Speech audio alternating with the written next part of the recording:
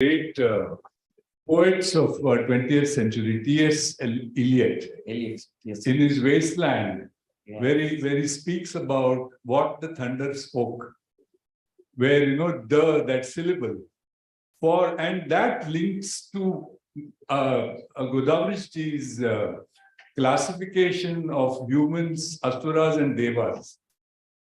All the three derive three different meanings from the same syllable. That God means three things. Yes, Damyata, Daya, and Dana. So similarly, it goes back to the categories of people also and the gunas, trigunas or prakritis or whatever. So each of those requirements, depending upon the level or constitution of the engaged persons. So I think we see a unity of opinion in all this. Yeah. And this is all work in progress, I suppose. And I'm very, very grateful to this foundation for having brought this kind of dialogue together. Thank you so much. I think the reason why I was stating that the Ravana stands for Rakshasa. Yes. So justifying all that he wanted to do. This is a human problem. That we justify all our wrong actions also. Yes. So you are justifying that I am a Rakshasa. Taking Sita is nothing wrong for Rakshasas. Like a Bali said that keeping the younger brothers. Tara. Yeah. Like not Roma. Tara. So he was also justifying. So this is has to be Rakshas. And then secondly, for yourself you can do anything. The status quo should be maintained, even if it is wrong. The third is the you are patient and you travel towards Anushtanas and getting enlightenment, which that man got, that king got by seeing in the world. That is why I was giving these three examples to Absolutely. what should be done and what should be. And that is why Asura and Rakshasa should not be done. And Daiva should be done for progression towards enlightenment. Thank you. Thank you. And that you have mentioned about halal and haram. Yes. I think that this is same for dharma. It is not one thing to be done, that is halal, and one thing that is not to be done and prohibited, that is haram. സാധാരണഗതിയിൽ നമ്മൾ മനസ്സിലാക്കിയ ഒന്നുണ്ട്, ഈ ഹറാം ഹലാൽ എന്നൊക്കെ പറഞ്ഞാല് ഈ എന്താണ് cut ചെയ്ത് മാംസം ഭക്ഷിക്കാൻ പറ്റില്ല എന്നുള്ളത് മാത്രമല്ല, മറിച്ച് നമ്മുടെ ജീവിതത്തിൽ വരാവുന്ന തിന്മ എന്തൊക്കെയാണെന്ന് വ്യവച്ഛേദിക്കപ്പെടുകയും ആ തിന്മകൾ ഞാൻ നേരത്തെ സൂചിപ്പിച്ചു അതാണ്, അതായത് അതാര് പറയണമെന്ന്, who is the authority to define the ഹലാൽ ആൻഡ് ഹറാം അൽ കാര്യ അകാര്യ. അവിടെയാണ് അപൗരുഷേയമാണ്, അതായത് മറ്റൊരു ലോകത്ത് നിന്ന് വരേണ്ടതാണ്. കാരണം മനുഷ്യൻ സ്വാഭാവികമായും പല സ്ഥലങ്ങളിൽ, പല രാജ്യങ്ങളിൽ, പല സമൂഹങ്ങളിൽ അവരവരുടെ കാഴ്ചപ്പാടുകളായിരിക്കാം ശരി തെറ്റുകളെ നിശ്ചയിക്കാറുള്ളത്. അമേരിക്കക്കാരന്റെ ശരി തെറ്റല്ല ഇന്ത്യക്കാരന്റെ ശരി തെറ്റ്. പക്ഷെ സാർവലൗകികമായ ഒരു ശരി തെറ്റുകളെ കുറിച്ച് പറയേണ്ടത് ആരാണ്? അങ്ങനെ വരുമ്പോൾ അത് ദൈവികമാണോ, ദൈവിക പ്രോക്താവണം, അല്ലെങ്കിൽ അപൗരുഷയമാകണം, ശ്രുതമാകണം എന്ന കൺസെപ്റ്റ് തന്നെയാണ് ഇസ്ലാമിന്റെ.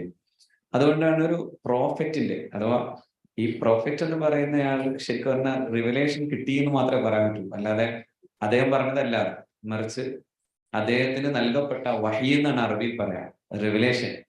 അപ്പൊ അതുപോലെ ശ്രുതമായി കേൾക്കപ്പെട്ട ഒരു ജ്ഞാനത്തിന്റെ അടിസ്ഥാനത്തിൽ ഇത് ശരിയാണ് ഇത് തെറ്റാണ് എന്ന നിശ്ചയിക്കലാണ് ഹറാം ഹലാൽ എന്നതിന്റെ കൃത്യമായ കാഴ്ചപ്പാട്.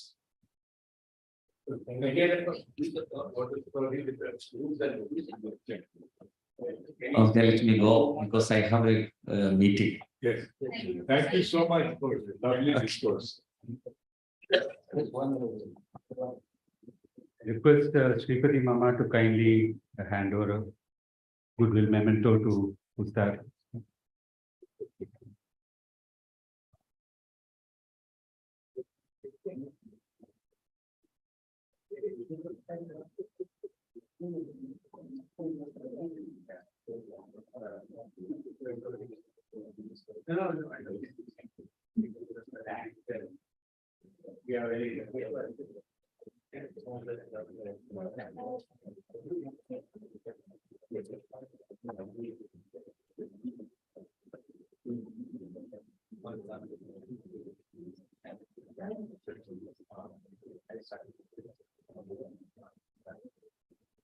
That was an absolutely entertaining, absorbing, and intellectual deliberations in this plenary session 6. We now flip into the valedictory session of this wonderful 2-day conference. And at this point, I request Srimati Mama to hand over the goodwill mementos to Thank you very much. guest of honor. Shri Godavari Mishra.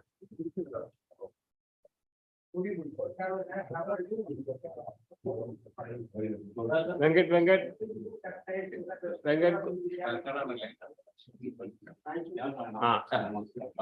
Dr. Paneer Selva.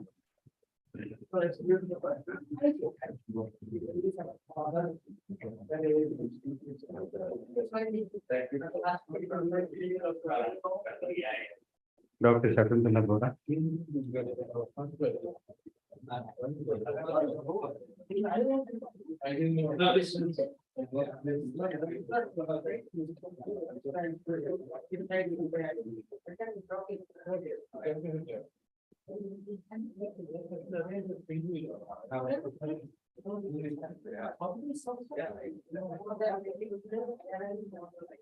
We now slip into the valedictory section of this 2-day exciting odyssey of talks on Kārya and Akārya. And in this valedictory session, I request Professor Bhattu take the dais. I request Dr. Makarand Paranjpe, Professor of English, JNU, New Delhi, to join the chair. Professor Makarand Paranjpe is currently the senior most professor in JNU. He joined JNU as a full professor in 1999 after serving as an associate professor in IIT Delhi and reader at the Central University, Hyderabad. Prior to that, he was educated in St. Stephen's College, Delhi, and the University of Illinois and Urbana-Champaign, where he received a master's and PhD in English.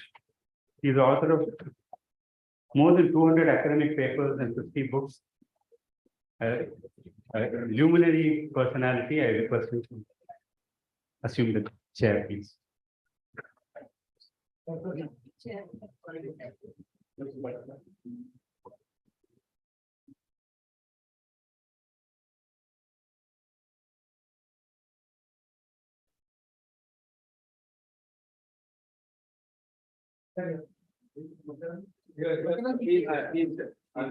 He's waiting. Wow. The chair.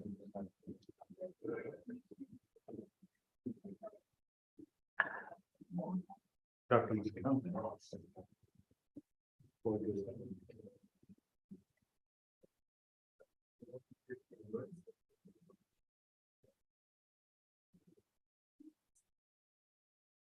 It is an honor for me to chair this session, which is, in fact, Makarand Paranjpe, a great scholar, is the chief guest. Very session. Makarand is, in fact, a versatile person, and I always listen to him with great admiration. Particularly, he is remarkable in spoken English. His English is really fine. He is an orator, and therefore we welcome him and we request him to deliver the valedictory address. Person can. Thank you.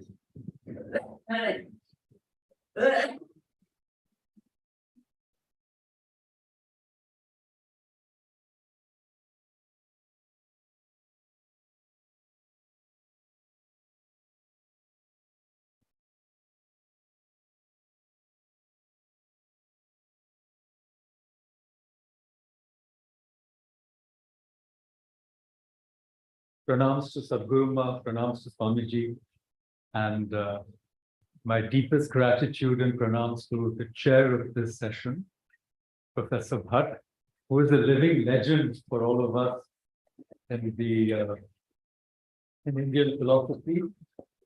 And we have followed him and been together in many conferences over the last several decades. So it's really an honor and a privilege for me to have you as the chair of this session. Thank you, sir.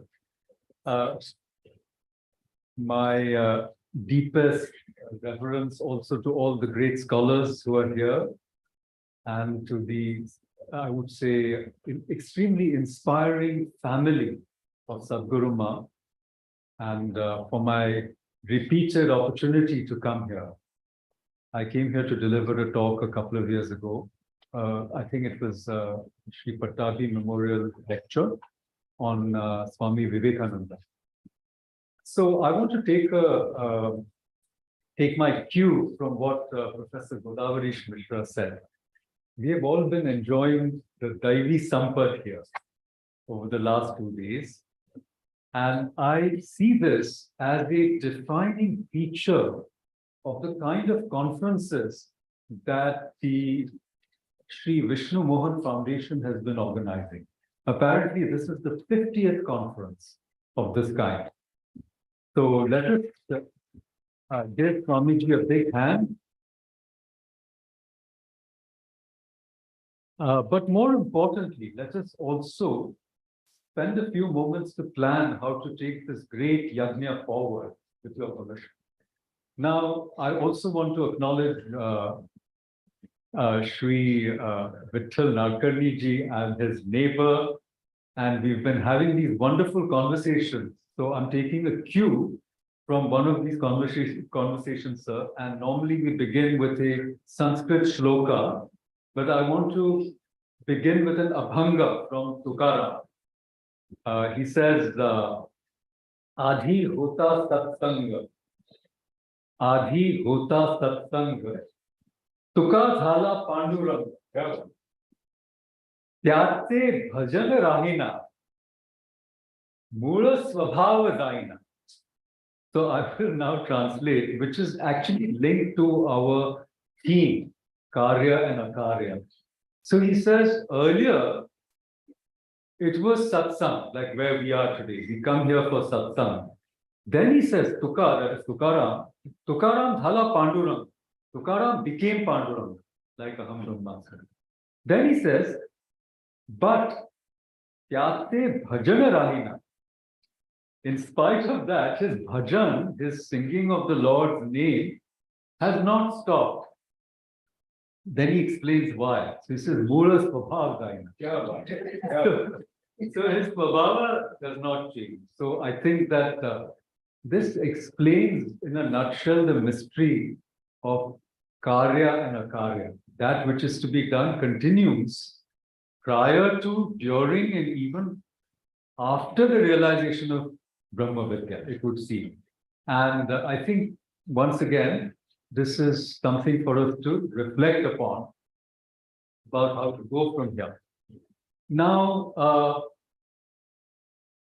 what I normally do when I go to a conference and give a paper is try to give a gist in a sentence or two about what I'm trying to say. Because as I grow older, I find that my own attention span has decreased. And unless yesterday, Mr. Rajiv Balakrishnan was also saying that you have to be able to say everything in about 2 or 3 minutes, because if you can't, you've lost your audience. So the gist of what I want to say in terms of my own thinking about this really complex topic, I'm going to say that right at the beginning. And of course, I'm taking my cue from the Bhagavad Gita, whom every single speaker here has referred to, okay? Which is simply this: action cannot be renounced, okay? Action cannot be renounced, but the sense of doership should be renounced. But here's a little catch, because even doership cannot be renounced. The act of renunciation binds us back into the chain of action. So doership should be recognized as an illusion. So action cannot be renounced, but doership should be recognized as an illusion. Now, Sri Krishna himself says this in the Bhagavad Gita, and I'm going to come to that in a moment. But the real point is that most speakers here have spoken about action and have tried to understand the dynamics of action, ethical action, also from a Western perspective, deontology, communicative action. But very few have focused on the doer, on the agent of the action. And I think the great contribution of our tradition is to dissolve or take us to the point where the doer of the action can be dissolved. I think this is the great contribution of our tradition, Arshka Vidya. He doesn't like my saying Sanatana Dharma. Because in all the other traditions, as far as I understand them, even in the Western tradition, and here I want to refer to Dr. Paneerselvan's engagement with the West and its philosophical tradition, which is also important. I'm going to come to that. You're not able to get out of that agency, individuality. You're still trapped in the cycle of individuality. And I think that the wonderful thing about our tradition, Vedanta, is that it can take us to the point where we see that doership is an illusion. And we can ask a subsidiary question, then why ahamkar? Because everyone has ahamkar, right? The identification of ourselves with this body, mind, or whatever other layers are, this entity. Of course, ahamkara has a practical use and utility. For one, it helps us maintain the body, so we can see the utility of ahamkara, but not its ultimacy, not its ultimate truth. It has no ultimate truth to give us. It has a utility, a practical utility. To that extent, that ahamkara can be maintained. After a point, even that becomes impossible, but we leave it at that for the time being. And I want to come back to the point I began with, which is what makes this garland of the Shrinkhala, this garland of conferences so important and in some sense so vital to the bigger task of national regeneration. And I think that it is the presence of Swamiji in all the sessions. I bunked the morning session, bunked in the sense that I had something to do, but I was listening to all of you on Zoom whenever possible. But he has been there throughout. So the presence of a realized person is what makes a fundamental difference between the so-called secular conferences, which hundreds of them we have attended, academic conferences. They are merely cerebral exercises, It's all gymnastics of the mind. What is different here is that there is the basis of anubhava.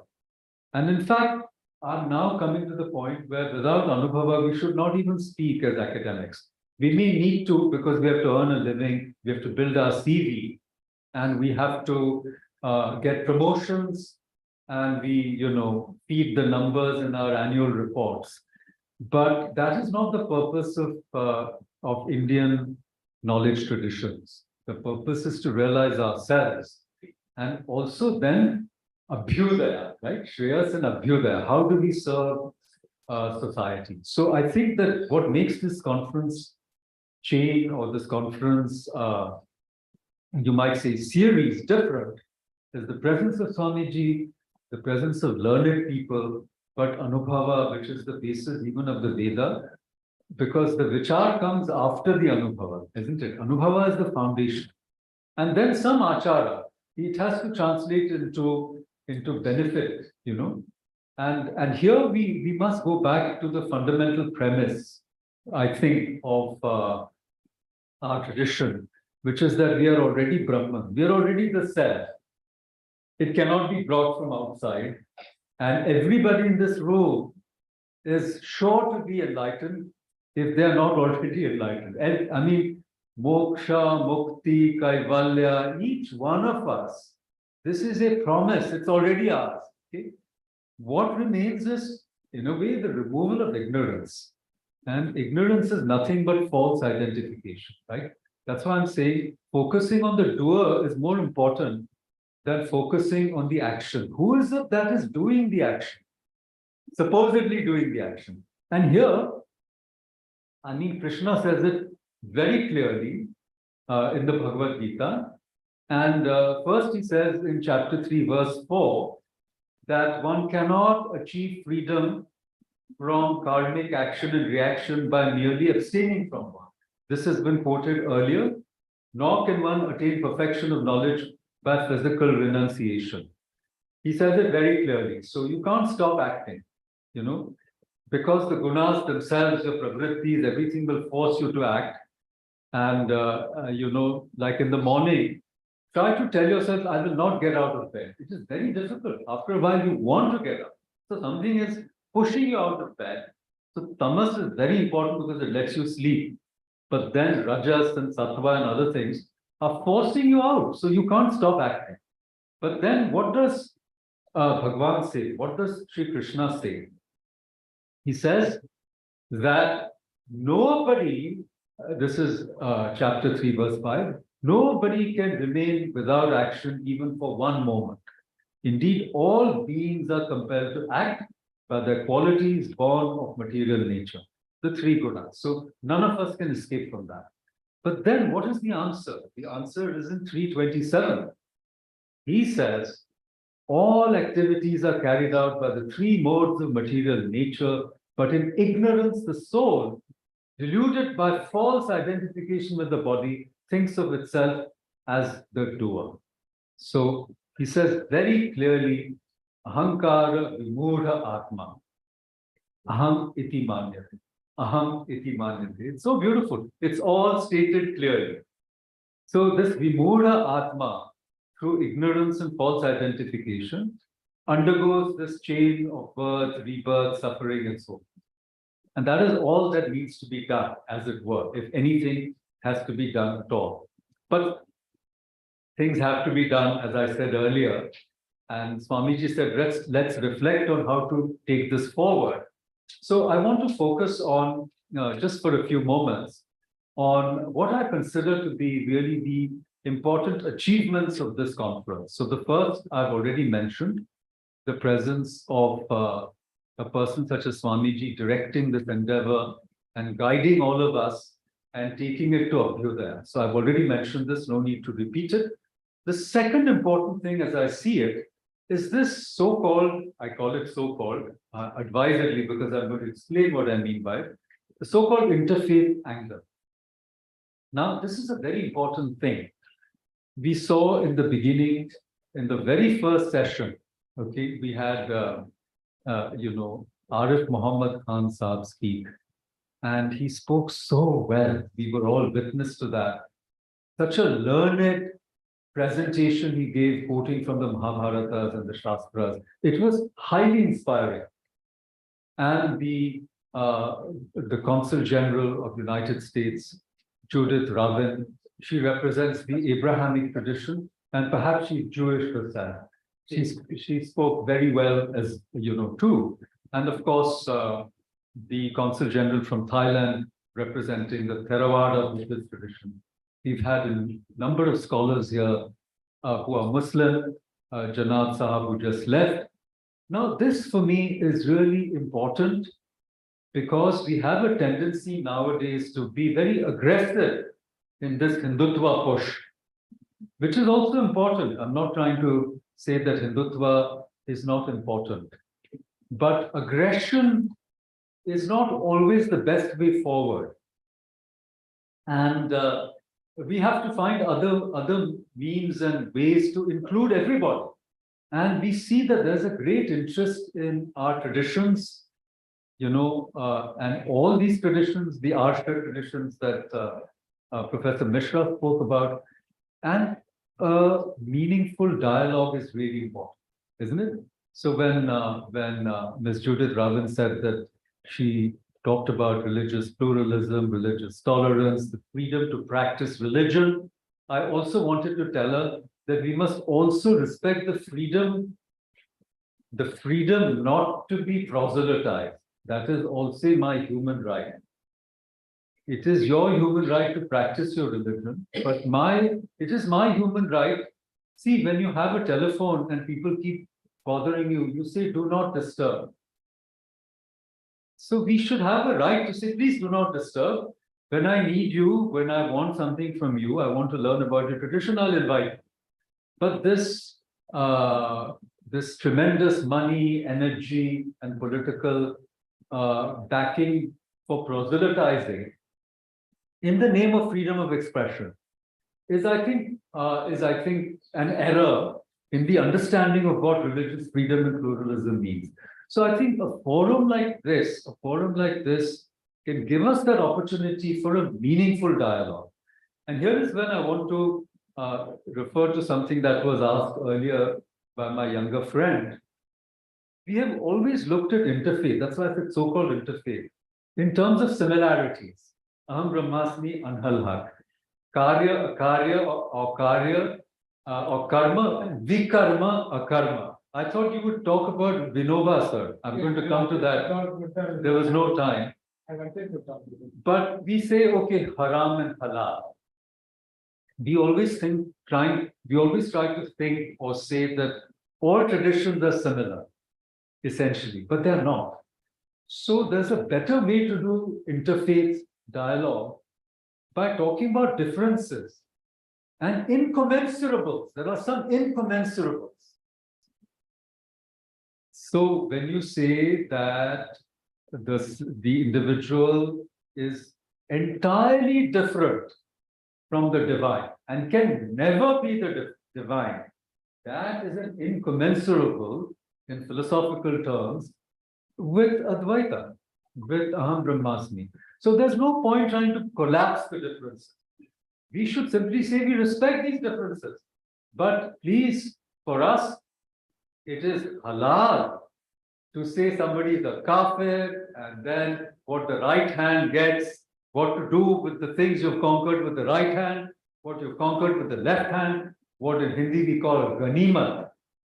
So the history of desecration, vandalism, that is.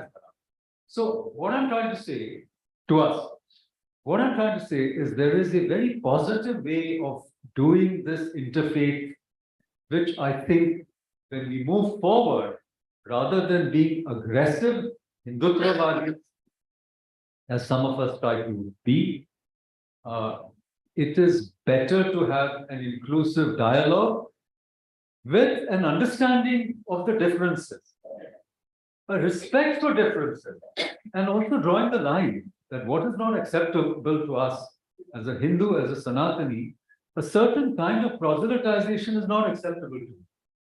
And it is in my interest and in the interest of my community, and also in the interest of the nation, in my view, to have certain safeguards to protect people from this aggressive proselytization. And we don't want these very big powers to tell us, constantly poking us through their media and other channels that, look, allow this, change your FCRA so that we can pour in money and do this.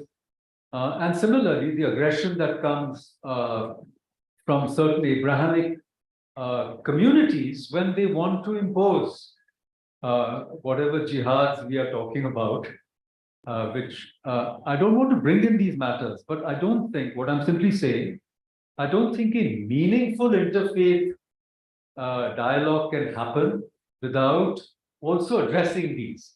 We can't simply put them aside and say, oh, we have to be really polite, we only talk about dharma and ahimsa.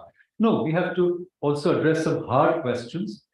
But I think that we have seen in this conference that this can be done very meaningfully, very peacefully, and in a manner that we can mutually understand and learn both similarities and differences. That's my point, okay? So this is my second point. Now, my third point, Swamiji, is how to take this forward. And my humble suggestion is that we should now possibly do the next conference on a topic such as we've done, Kārya and Akārya. Now we can do something like Karma, Kārya and Kartavya, something like this. What I suggested that. Oh, that is wonderful. So Kartavya, because we are talking about how Rajpath has become Kartavya Path. And so what is the Kartavya? What is the duty that is now required of us as a resurgent nation after, so many years of being in a very difficult state, as we know? And how can we all contribute to that? So I think that we should move forward in this series with a topic like what Professor Bhatt has suggested. And I think that this is a wonderful venue. You can't have a better venue than this. But perhaps we can go to another part of the country and look for a local partner, like a local university, look for support from ICPR. If I had been director of IIS, I would have right away here itself announced that the next conference we will host at IIS. But unfortunately, that's not to be. Asiatic Society. Asiatic Society. So this is a very good venue. So we need collaboration. We need collaborators, and other universities can also collaborate, and we can take this forward. But as long as you're present, and as long as there's a small committee with people like Professor Bhatt and others, so that the direction is given and it doesn't become a mere academic exercise. It should be more meaningful than a mere academic exercise. So that was my submission. Now, I want to refer to, now this is the second part of my paper. The first part I've already, finished, which is what to do from here. The second part is going back to the original theme and some of my few reflections. And here I want to bring in, just as we are talking about not just action, but doership in all these different traditions. We've had wonderful, I think, papers on Mimamsa and the injunctive versus just the statements, descriptive, injunctive versus descriptive, right? So within the broader traditions of Sanatana Dharma, we need to, as it were, we've had some discussions, but we can possibly take this forward. For example, you talked about, Professor Mishra, how Shankara is always trying to cut Sankhya, isn't it? You just mentioned that. But Satkaryavad is also something that we can reflect on. Nobody here has talked about it. I'm not a professional philosopher. I'm a curious person. And I try to read and write a little bit. But join your club.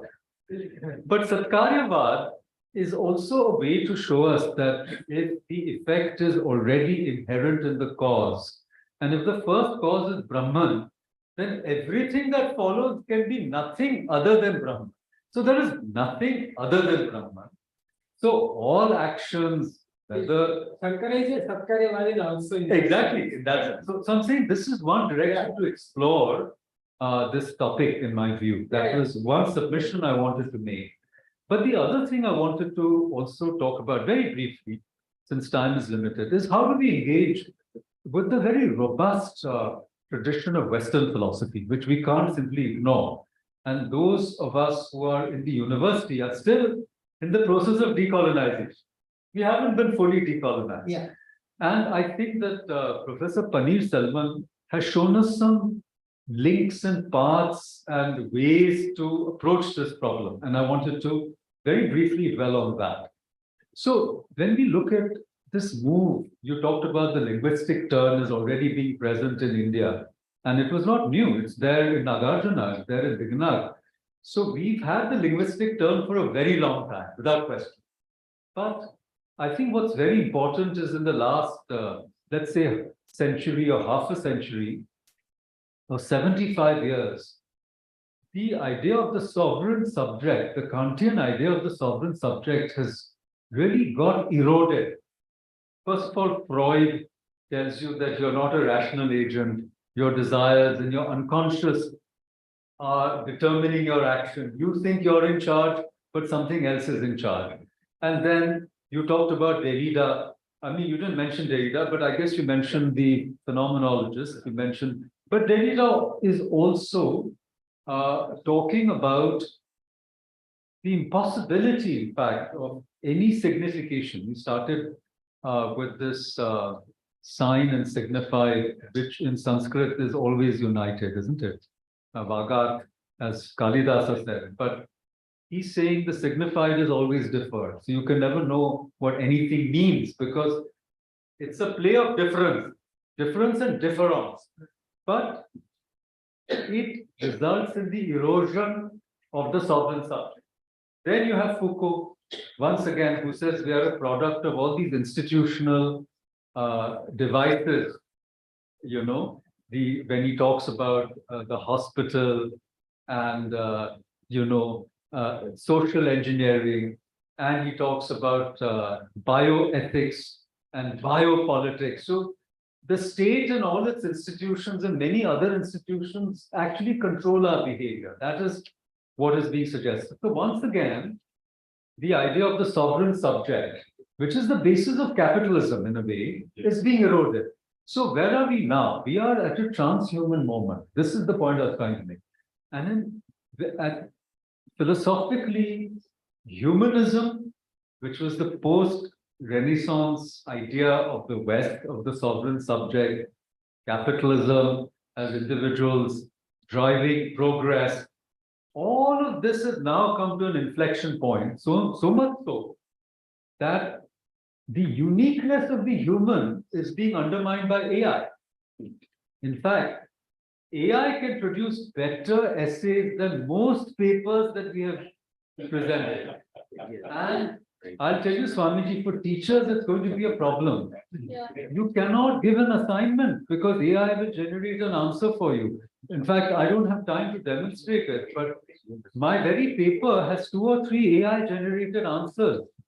I was going to read them out, but there's absolutely no time and I don't want to tax your patience. Everybody's exhausted. And in fact, Shikhar, you were saying we need an energy boost to listen to you now. Because it is very intense, I agree. And but we are academics. We must have the stamina to pursue the light of the mind. But what I'm trying to suggest, Swamiji, is we are at the cusp of another type of crisis where the future of higher education is really in a state of, I would say, uncertainty. Because critical thinking, deep cognition, and fake cognition, it's going to be impossible to distinguish between fake cognition and deep cognition. And our entire tradition is based on deep cognition, as it were. So these, I think, are some of the directions to pursue when we take our discussion forward, right? And we must engage with the West, but I think this is the moment to show Western traditions that we have certain resources that can actually save them from the impasse, the aporia, the dead ends that they have arrived at, and the disintegration, as it were, of the social fabric that we see in the West. The disintegration of normative behavior. So much so that if you go to cities like San Francisco, there is no police. And as soon as somebody starts approaching a shop, they shut down the shutters and they put away all the things because people just come and take what they want and leave, and you can't prosecute them. So this things such as Black Lives Matter and so forth has resulted in such a, should I say, reaction to the other extreme that a lot of petty crimes cannot even be prosecuted now.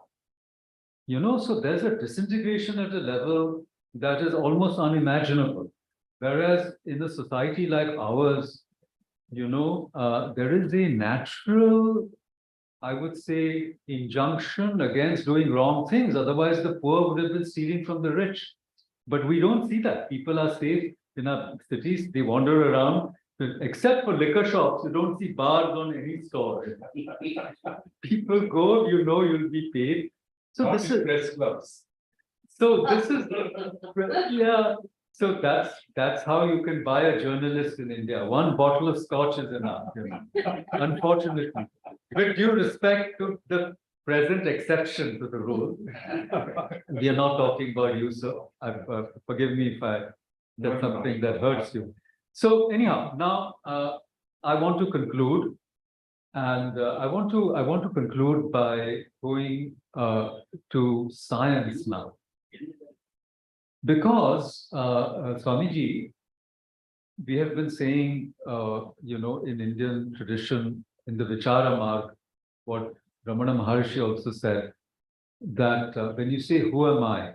If you ask that question and you take it to its logical conclusion, which has actually happened in my own case when I was 21 years old, the process of self-inquiry was very liberating for me, because it took me to a point where I arrived at this very, should I say, painful juncture where I felt that, okay, I've learned a few things, I've understood a few things, but who is it that has understood and learned these things? The learning or the experience is only as true as the experiencer. And so it's all false. And the escape from this, as it were, prison house of the mind, was simply the very liberative experience, which is not to be captured only in words, is that there's no such entity as Makarana. So in a sense, it's anatmavad. There's no such entity. So be fully relaxed. So there's nothing that is going to attach, because there's no center of gravity to which everything attaches, and then from which there is no freedom. Because even freedom can only be as true as the person experiencing freedom and so forth. And so that is a state where there's neither subject nor object, but that experience of oneness, I think, that is the Anubhava, which is the basis of Vedanta, in my view. So I'm saying that Vichar Marg and this process that we've all embarked on together can actually save us from so much suffering. It can save us from the fear of death. It can save us from the fear of Punarjanma, and also the fear that we will lose our knowledge, we will lose whatever we have earned and have to go back to the nursery school in our next birth. And the fear that as our organs fail us, as we age, we will get unbundled and our self will get scattered and we will lose our essence. So all these fears, we are free from these fears. And if you observe a child, you will see that embodiment is happening before our eyes. They don't even know who they are. And only after a few months, if you say, who is Malini? Then she'll say this. She doesn't even know at the beginning who she is. So the self-other distinction doesn't even exist, right? And they don't know for a very long time that they are somebody separate from the mother. They're breastfeeding. They don't know for a very long time. So it takes a while for embodiment and ahankara to emerge. And similarly, the unbundling also has to happen. The senses will fail. But the fear of all this, the fear of process, vanishes. So we know that the self is not an entity through Advaita Vedanta. And perhaps the phenomenologists are telling us that the self is not an entity, the self is a process. But science, Swamiji, is now telling us that the self is not just not an entity, it is not even a species, because there are more non-human cells in my body than human cells. My microbiome, my gut is full of bacteria, viruses, and without them I can't exist. In fact, my feelings, according to science, are largely determined by the bacteria in my gut. Because these bacteria are sending signals of happiness, unhappiness, anxiety, satiety, even schizophrenia. Much of it is being driven by the bacteria in your gut. And these bacteria, through antibiotics, through the isolation of the human species from the other species, the way we have divorced ourselves from nature. So this you might say, this pool, this swamp of bacteria is reducing. And we are getting towards becoming monocultural. So, in a sense, our existence, even as a species, is threatened. This is what I'm saying. And it is, I think, our traditions of Arsha Vidya, Sanatana Dharma, which can realign us, as the Vedas have taught us right from the beginning. They can realign us with both nature and supernature, so that the species as well as the planet can stop hurtling towards suicide and self-destruction. Because that is the path we have embarked upon. In fact, all modern biomedicine is based on isolating cells in petri dishes and using or trying to find that molecule which will act on that cell to cure that particular disease. But no cell exists in isolation with any other cell. No human being can exist in isolation from any other human being or any other form of life or even material, non-living entities, like the air we breathe. We talked about ghatakash. This itself is a ghata. So once I breathe out the air, part of my air that has been breathed out, you are breathing, and I'm breathing in your air.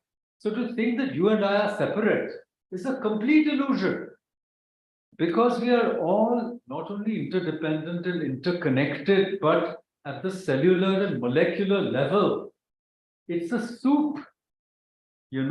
Without any demarcation, there's no way to demarcate where I end and this podium begins. It's impossible in science at the quantum level to draw a boundary. So I think Advaita is being proven in ways that we have not imagined. It is being proven that there is no isolated entity. When we say Istavasyam Idam Sarvam, it is actually a fact that we are all energy beings, and the energies permeating the entire cosmos. There are no boundaries of a rigid and fixed type. And that's why Ahankar can only be at most a matter of convenience. So I think that the self is not an entity. The species is also, in that sense, the human species is also, the self is not an entity, but the self is not even a species, because our species, human, Homo sapiens, whatever you want to call them, they are completely interdependent and interconnected with all other species. And therefore, the conclusion, and here I just want to bring in Vinoba Bhave for just a moment, because he gives a wonderfully different interpretation to the Gita in his theory of karma, vikarma, and akarma. I mentioned that I think yesterday in a question.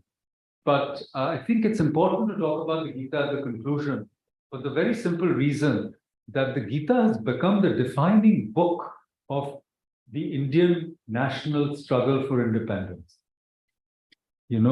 From Tilak, everyone, Gandhi, Vinoba, Sri Aurobindo, essays on the Gita, the number of commentaries, and then Swami Chinmayananda, there are so many, we can't even count them. Why? What happened? So, in a way, we don't want to be critical, historical, and get trapped in that Western mode, the historical critical mode, because we don't belong to history. We are really Akalis, We are a self-centric civilization which denies the tyranny of time. So we are archetypal. We continue our yajna whenever and wherever the situation is conducive. So we replicate the conditions which were at the start of the cosmos, right? So we are not trapped in history, and we are forever free of time, and we worship time, Mahakala, and that is the freedom we enjoy as Sanatanis, I feel. So, but for the time being, talking about the historical critical method which tyrannized us from Max Muller onwards, the philological, the historical, the critical. And trapped in that, modern Indian academics has been, gasping for breath, Swamiji. But for a moment, see the shift from Prasthanatraya, where the Gita is elevated to a source of knowledge, that knowledge which can lead to liberation, to bhakti, with becomes an ancillary text to Bhagavad Puran, and then the whole bhakti movement as a way to save Sanatana Dharma.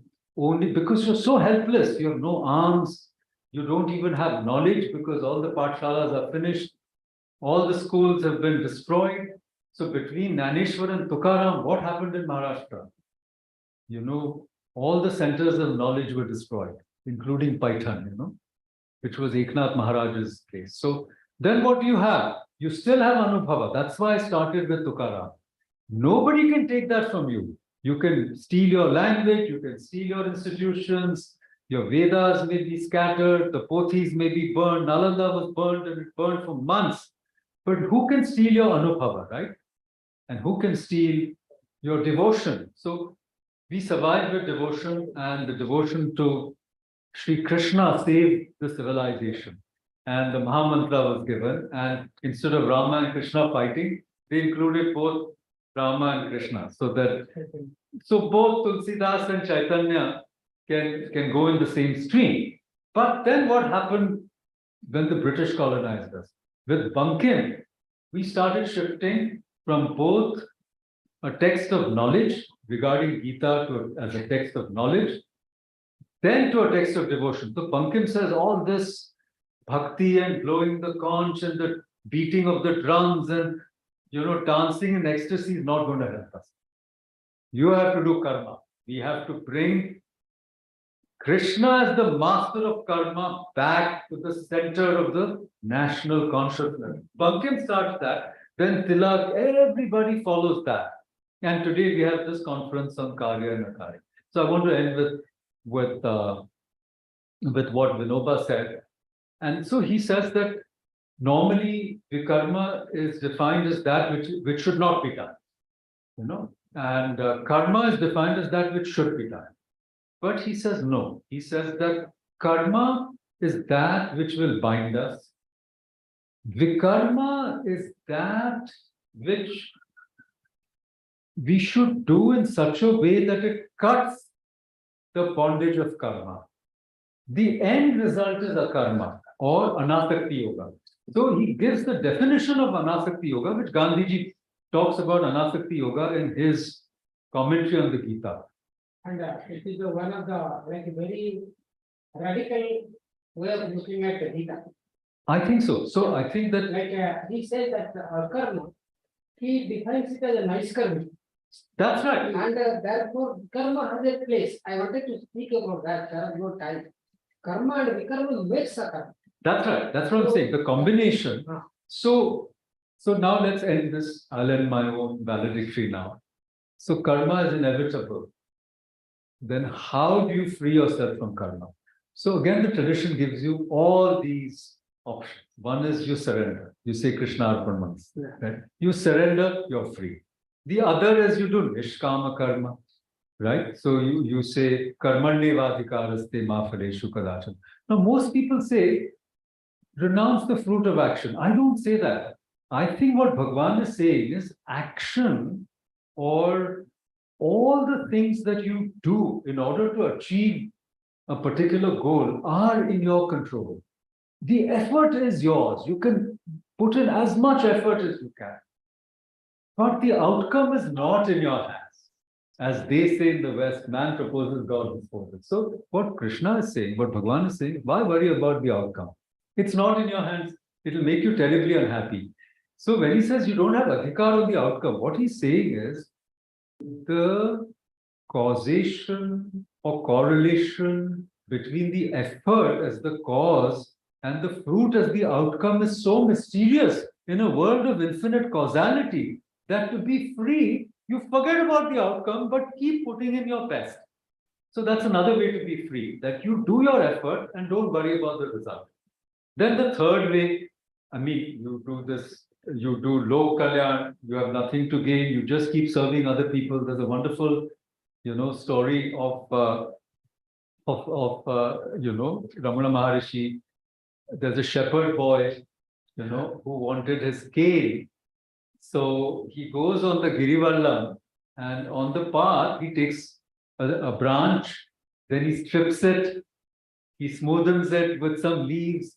And when he comes back from the Girivalam, he has the stick for the shepherd boy that hears your say. So that is also a kind of karma yoga. He's demonstrating, a jnani is demonstrating how to act in the world. So I feel that we have had this privilege of coming to this wonderful place, this ashram.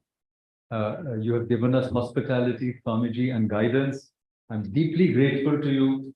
We all want to join your yajna so that we take this forward, and in our traditions, we move towards the right action, which is so important, the kartavya to build this country.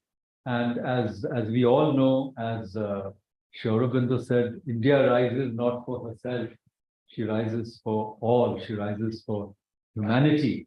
So I think the time has come for us to shed this knowledge of Bharata, the Prabhasa, and the knowledge of our traditions, which can liberate us, all of us. It's for everybody.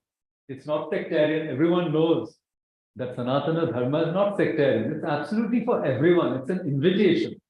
So under your guidance, I hope that we can take this series of conferences forward to different parts of India, maybe abroad, and act like true karma yogis, as Sadhguru Ma taught us. Thank you. Thank you.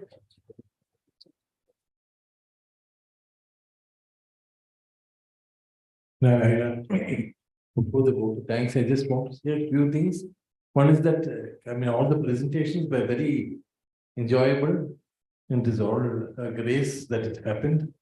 All this case came out of a small conversation during COVID. I had gone to see Mr. Musa Raza, and we were talking about what is permitted and what is not permitted.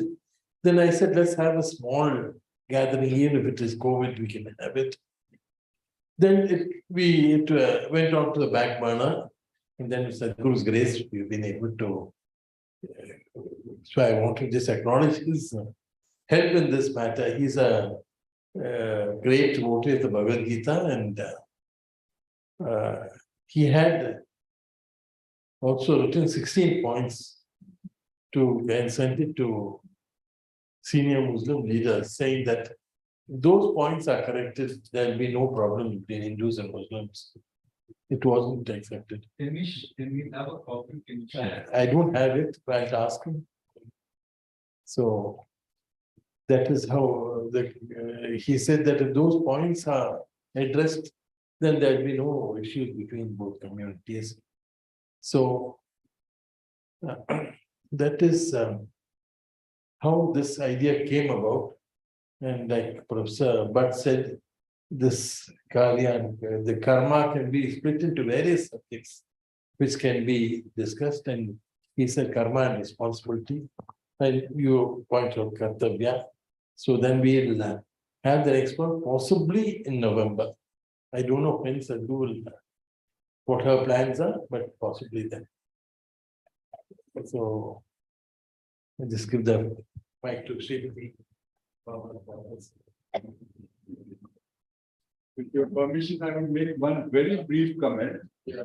I think Makaranji has a living metaphor when he talked about the Bhagavad Gita's importance and the connection with Anubhava. The most beautiful example of this is Sant Gyaneshwar's Bhavartha Deepika on the Bhagavad Gita, after which he asked his master, he said, but what about your own Anubhava? So Amruta Anubhava. And after that, he takes Sajiv Samadhi, and within 13-14 days, Nashta Maharashtra Rashtra. So then the regeneration through Eknath Maharaj physically entering into the Samadhi and sitting in front of the master, and to do the Vishuddhikaran of the purification that we talked about. So all these resonances are what we need to share and expand and explore and connect with rest of our beautiful nation. Thank you so much. Yeah, I will say. So I'm glad you brought this up, and I know everybody's very exhausted, but I just want to say one little thing. We are in the middle of these history wars also, what to put into a textbook, what not to put in. But to me, they are almost entirely inconsequential. Why? It is not syllabus reform that will bring about a renaissance in India, because all this information is easily available. But there is a real history of India which is not even told. This, for example, what Mr. Nakani just told us, how Eknath Maharaj went to the Samadhi of Sant Jnaneshwar in Alandi, what he got from that. So what I'm trying to say is the real story of how this Sanatana Dharma survived. That story has not been told. We only have some glimpses of it. But that story needs to be told. And for example, how did Indian music survive? Not just in the South, which was not fully conquered, but in the North. Yes. It survived because many great musicians, including Tansen, who converted to Islam, they had to convert for whatever reason, they maintained these traditions. Gopal And- Naik. And then gave it back to the Hindus, for example, which happened in the 20th century, when some of the greatest ustads, including Fayyaz Khan, Abdul Karim Khan Saab, Bismillah Khan, they all had Hindu disciples. Many were even Brahmins. So how did the art survive? So obviously there was a great collaboration. So to demonize somebody will not help. So what I'm really trying to say is that the survival of this parampara is a miracle, and the history of that survival, whether it's in thought, arts, literature, poetry, philosophy, there are 1,000 stories to be told. And rather than day in and day out fighting over whether Savarkar should be in the syllabus or should not be in the syllabus, if people devote their time and energy to some of these projects, to unearth the facts, to unearth these stories, document them, and let everybody know what happened. So these will be micro narratives, which will add to I would say, a mega narrative of how this society survived, including how Jagannath survived, even without arms. So what happened when you're under attack? What happens in Apatkalin Dharma? What are the resources of the tradition?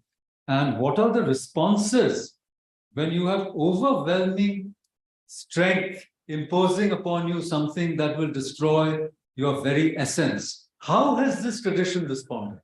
These stories need to be told and curated and presented and celebrated within or outside the syllabus. So the task is immense, and we shouldn't waste our energy as we are doing in social media in building so-called ecosystems which are echo chambers. Yes. Because they're devoid of creative thinking or critical thinking. So sorry to have taken up more time, but Actually, Makaran, We are thinking about curing. exactly. Healing is more important than reiterating the pains and hurts and traumas. yeah.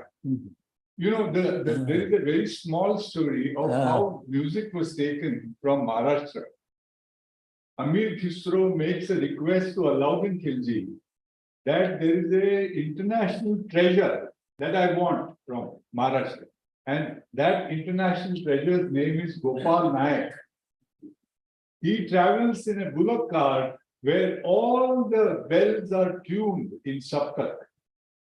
He is the originator of the tradition. Kirana Gharana Mool Purush was Gopal Naik, imported from the Devgiri Darbar after the conquest of Maharashtra, and he was taken to the Amir Khusro court.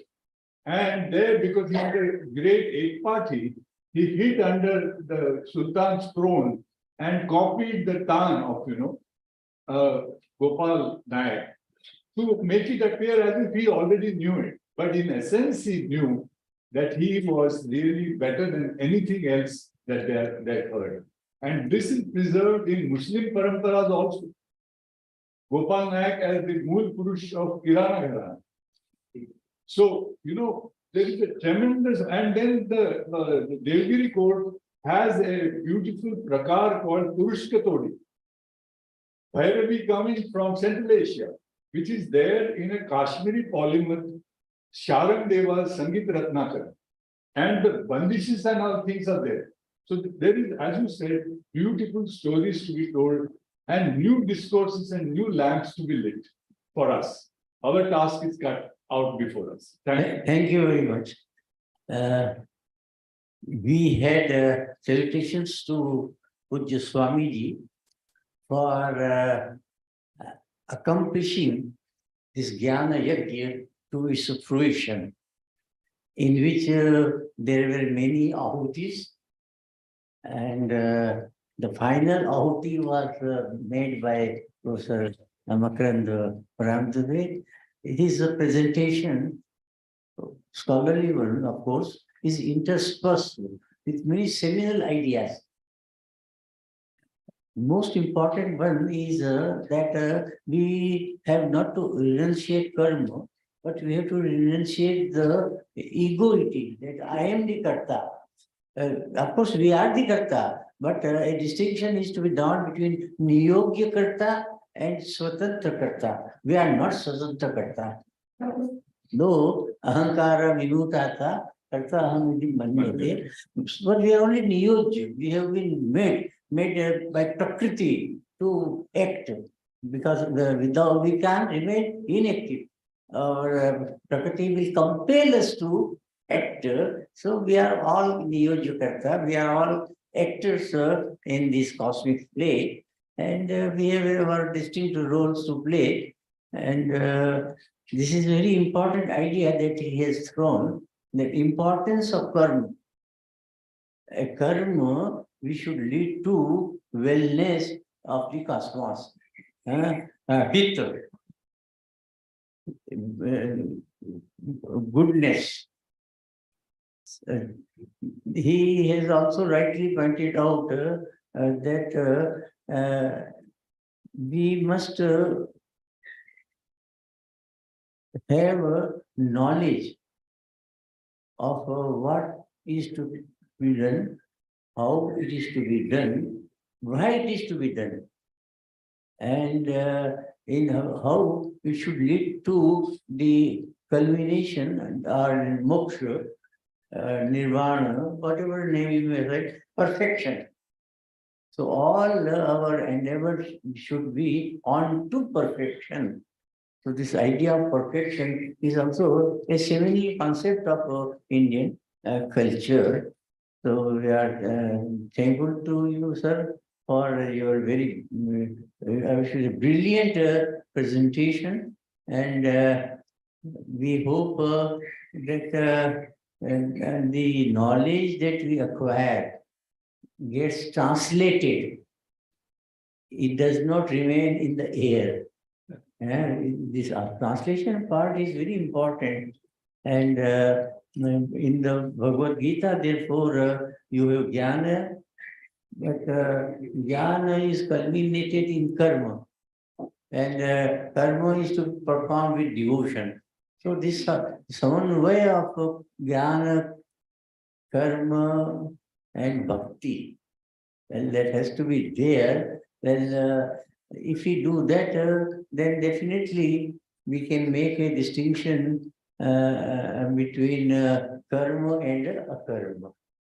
Akarma is something to be avoided because it may be detrimental to wellness, and karma is to be accepted. But karma has to be in the form of nishkarmya. Yes.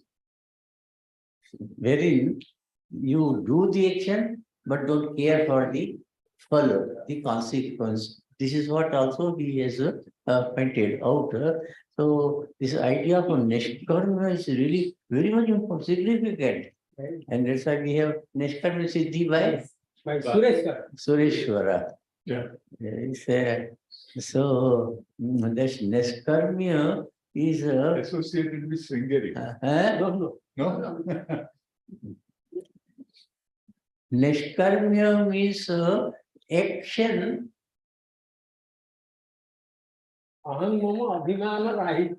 without any abhimana. We had a workshop on life Uh, Yeah. without any abhiman. So how we can have renunciation of abhiman? Yeah. That's the main thing. And for that, Shankaracharya has proposed sadhana chatushtaya. So if you follow the path of sadhana chatushtaya, well, we can overcome abhimana and have the neskarmi siddhi. In performance of karma, there should be feeling of karma. Yeah, that I am not doing it. I am just meant to do it. I am not the agent. Someone is else in the cosmic planning. Well, I am an actor only, and I am doing it.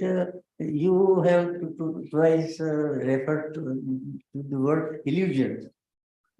But see, at the empirical level, it is not an illusion. At the empirical level, it is a reality. I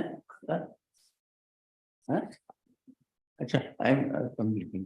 So, we should therefore make a distinction between the vyavahar and paramartha and make vyavahar leading to paramartha. Okay, thank you very much. Thank you for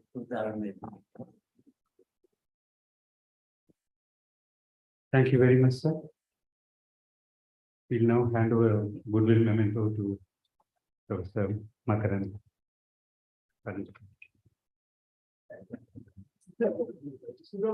Oh, sorry.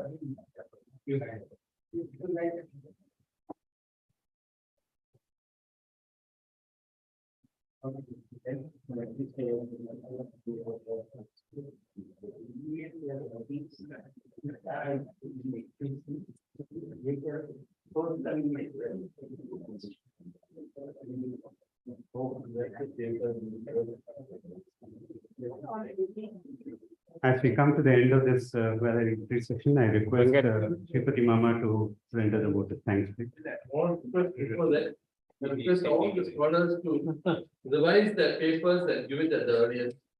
And not just forget about it.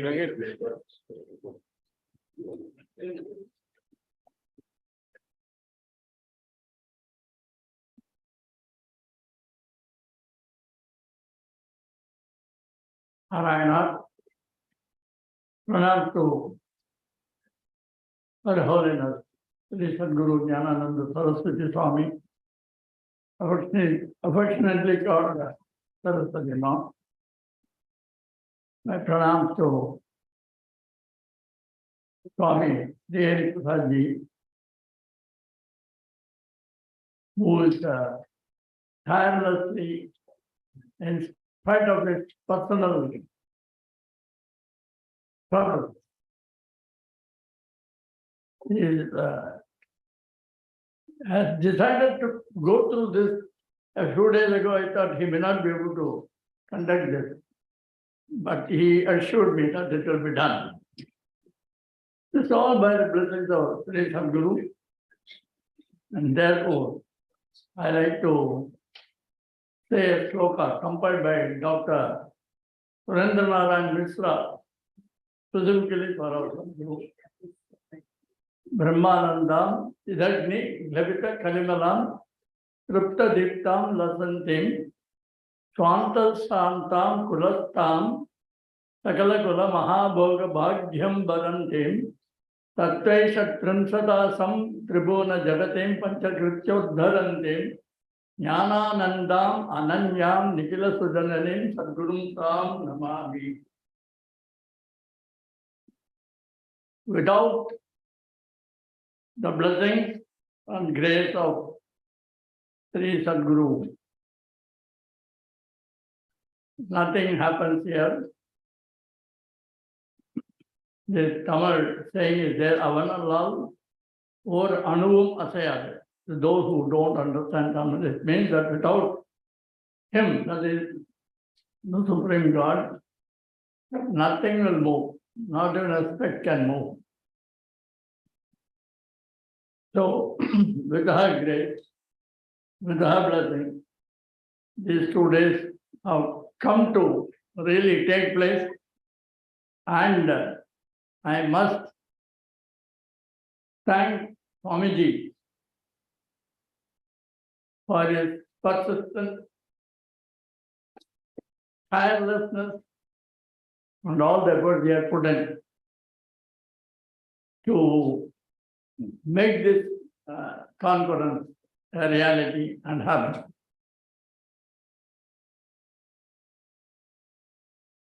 I would specifically like to thank His Excellency Sri Arif Muhammad Khan, Governor of Kerala, for his excellent inaugural speech.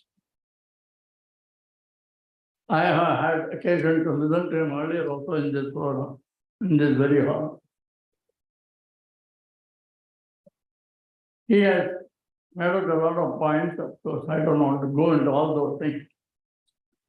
But essentially, he said you should focus on kim kartavyam, kim akartavyam, what to do and what not to do.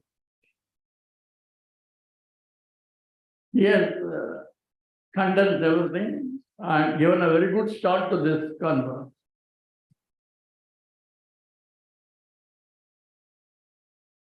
This conference was attended by many dignitaries, particularly from the Consulate of United States in Thailand, and we are very grateful to them.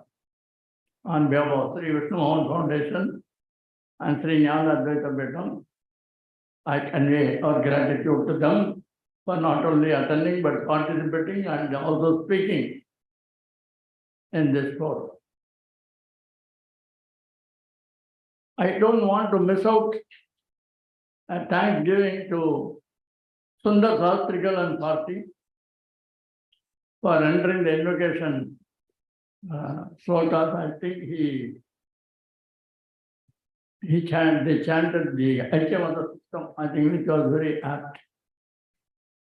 And also Srimati Vaishnavi Ramadas, who sent a recording of the invocation song. She could not come due to some unforeseen circumstances. Very grateful to Dr. Bhatt. He has been a pillar behind SVMF.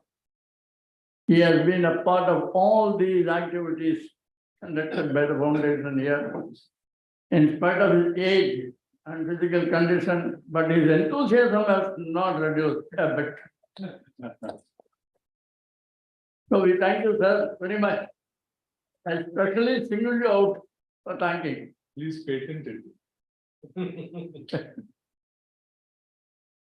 There are others who have been solidly supporting Vishnu Mohan Foundation, actively participating in all these seminars. Some of them are regular devotees also of this freedom. I do not want to take you through all the names, it will be a very long list. I thank all the erudite scholars who have, as usual, taken the trouble and interest in participating and sharing their thoughts with you. Different scholars have spoken to you from different perceptions on the subject, which is Kārya and Akārya. We thank all of them. The list is too long to take by individual name. If you attend a wedding and you come out very satisfied, how many times you think that there has been a task force behind conducting the wedding? This 2-day conference, I think, as a big wedding conducted by SVMF, and it has had its own task force. Very selfless group of devotees who have toiled very hard, irrespective of personal inconveniences. I thank all of them.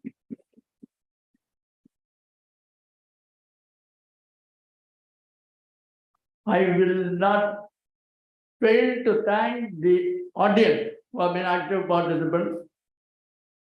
They have raised some questions, interactions with the speakers, and more than that, they have been very patient. I know it's very, very taxing to sit and go through 2 days of a conference, but I thank the audience on behalf of SVMF for their patience and their continuous interest in the proceedings.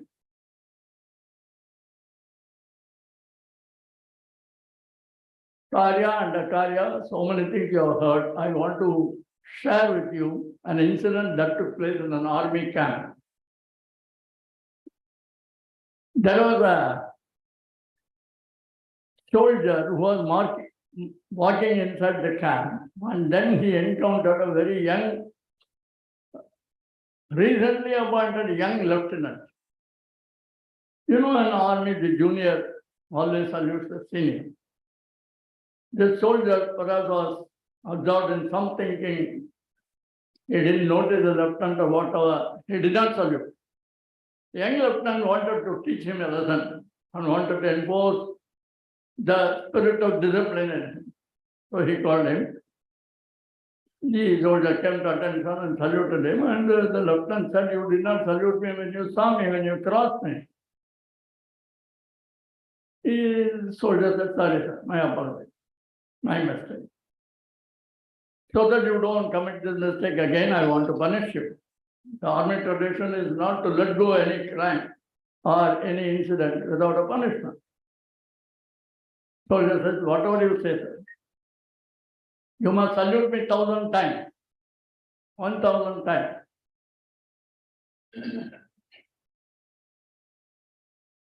General Karyappa, who was then a lieutenant colonel in charge of that unit, he happened to be near the scene. He had seen all this.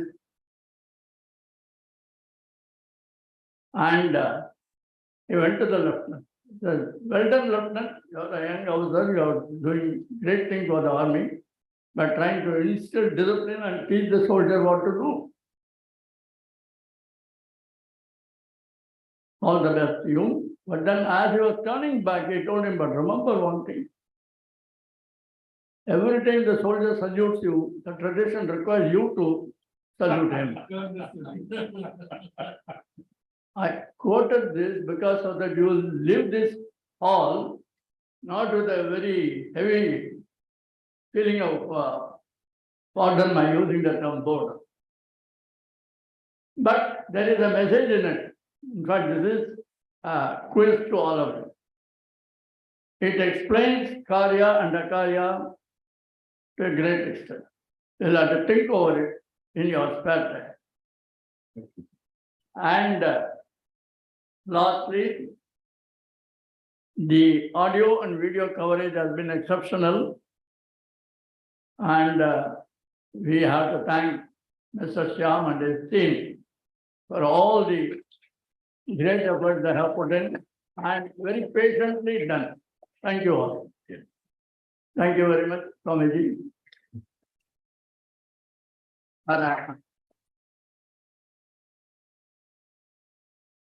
Thank you very much, one and all. I would now request everyone to rise for the national anthem, please.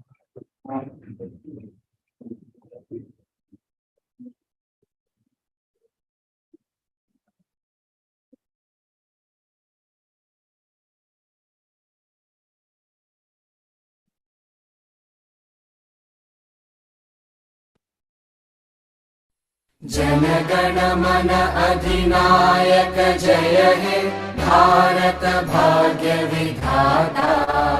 Punjab Sindh Gujarat Maratha Dravid Utkal बंगा। विंध्य हिमाचल यमुना गंगा उच्चल जलधि तरंगा। तव शुभ नामे जागे तव शुभ आशीष मांगे। गाहे तव जय गाथा जन गण मंगलदायक जय हे भारत भाग्य विधाता। जय हे जय हे जय हे जय जय जय जय हे